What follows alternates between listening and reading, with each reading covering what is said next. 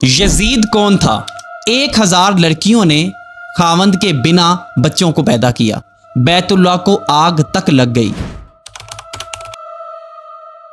اہل بیت کے بارے میں تو ہر کوئی بات کر رہا ہے محرم الحرام کے اندر، لیکن یزید کون تھا اس کے بارے میں کوئی آپ کو نہیں بتائے گا۔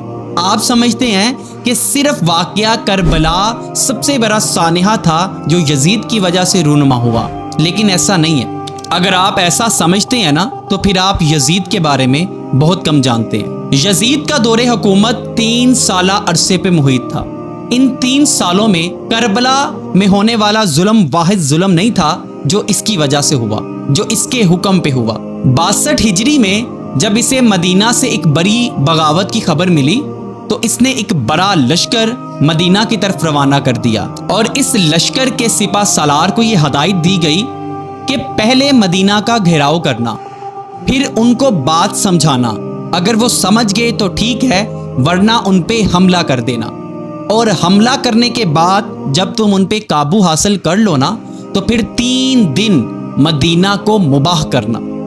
اب یہاں پہ لفظ جو مباح ہے نا، اس کا مطلب آپ ایسے سمجھ لیں کہ جیسے آرڈر ٹو کل، کسی بھی بندے کو تم کہیں بھی مار سکتے ہو اور اس کو آپ 10 سے ملٹیپلائی کر دیں۔ آپ لوٹ مار کر سکتے ہو، آپ آگ لگا سکتے ہو، آپ چوریاں کر سکتے ہو، بلنڈر کر سکتے ہو، ایون آپ ریپ کر سکتے ہو۔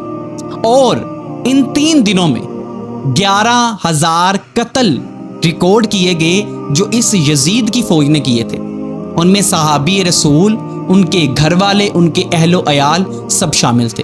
اور اس کے ساتھ ساتھ کچھ ہی مہینوں کے بعد مدینہ کی 1000 لڑکیوں نے خاوند کے بنا بچوں کو پیدا کیا، لیکن اس واقعے کے بارے میں نہ آپ کو بتایا گیا نہ آپ نے کبھی پوچھا۔ اس کے کچھ ہی عرصہ کے بعد پھر اسی یزید نے بیت اللہ پہ بھی حملہ کیا، کیونکہ جیسے حضرت امام حسین نے اس کی بیعت نہیں نہ کی تھی، اسی طرح حضرت زبیر نے بھی اس کی بیعت نہیں کی تھی، اور انہوں نے مکہ میں اپنی ریاست قائم کر لی تھی۔ اور اس یزید نے جو لشکر مکہ پہ بھیجا، اسی لشکر کی وجہ سے اسی جنگ میں بیت اللہ کو آگ تک لگ گئی۔ تو ان سب باتوں کو بتانے کا مقصد یہ تھا کہ صرف اور صرف کربلا تک یزید کا ظلم رک نہیں گیا تھا۔